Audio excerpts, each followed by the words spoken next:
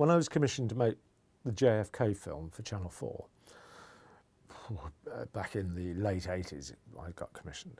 All it was I went to the States because just after my divorce, I was feeling a bit bruised, and I thought I'd go and start a new life in America and become a writer. And I left school at 15, so I've got no qualifications and nothing. So I went to America to write about the Kennedy assassination because I thought it was a fascinating subject, and a subject about which I knew a bit, or I thought I knew a bit. Anyway, I looked into it, and every witness that I knocked on doors, which is madness when I think about it now. I knocked on doors in Dallas. I found the list of the people that had witnessed the assassination, and I knocked on the doors of a few people, and a lot of them were horrified and slammed the door in my face. And and then I discovered afterwards that most of them had been seriously intimidated by FBI, CIA, and the Dallas Constabulary or Dallas Police Force about making their statements known, because it completely contradicted the Warren Commission findings, which I'd got and I'd always believed was the secret of the Kennedy assassination, because the press had named it the most diligent investigation in history. There were 26 volumes, you can imagine, just amazing. But it was designed to deceive. The first volume was dedicated to Oswald's mother's dental records. It was purely designed to, but the staggering thing was there was no index. So you couldn't find, the events in Dealey Plaza were in volume 12. But unless you had an index, you'd have to steam through another 11 huge, great, thick volumes to find out where that was. So there was it was deliberately made to deceive. And there was a wonderful woman that indexed the whole thing, who I met, who's long since dead, but she took a year off work and indexed the whole thing because she didn't believe it either. So that's how it started. And I found this piece of film. This guy had done this interview with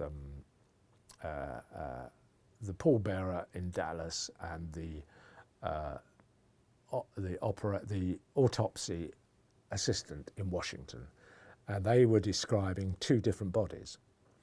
And that interview had been done purely by somebody personally who just wasn't satisfied with it. And he tracked down these autopsy people and did this interview. And when I was he was living in Los Angeles, and I met him in a bagel bar behind the university there, and he said, once he'd realised that I was kosher, took me off to this lovely little house, and I viewed this piece of film, and I just thought, this is going to change the world. So I sent a copy of it to Channel 4, and they commissioned me instantly to make a film. So, and this is the first thing anything like this had been done about the Kennedy assassination. I was brought up believing the Warren Commission, this is what happened. Lee Harvey Oswald, the lone nutter, did it. So I never questioned it. So when I discovered this, I then discovered all this other stuff. There's a whole community of people that are objectors to the Warren Commission, and I interviewed all those and spoke to all them. Anyway, it was a film, and I hired these guys, Godley and Cream, to make the film for me, to direct it, and I presented it. And anyway, when I'd finished, or halfway through, I got a call from Geraldo Rivero. That was an American presenter, who asked me if I'd come over and talk to him about it, because everybody in the media was very interested in this assassination because nothing had been done about it, and no one was terribly happy about the Warren Commission, but nobody dared contradict it, rather like same 9/11, same theory there. So I went over to meet this guy, Geraldo Rivero, and he wanted to do a live program about it, and it wasn't quite right. Unfortunately, I said, no, look, I'm not in a position to do this. He wanted to do it, a lot of money that we were talking about, but I thought I'd rather maintain my integrity, and because I was in this for the long term, I wanted to make sure it was done properly.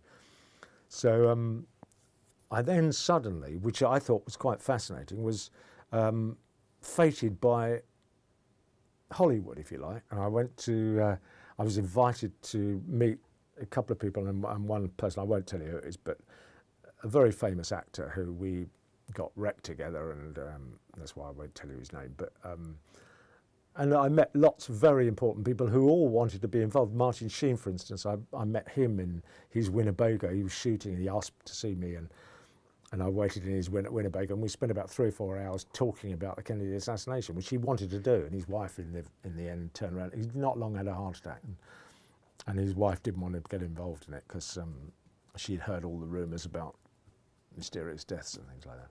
But it was a fascinating thing. And then Oliver Stone bought my research and said some very nice things about it. And he was interviewed on Italian television, Rai 2, and he called my program his inspiration for the JFK film, which I thought was a lovely thing. But it's the story itself is really fascinating.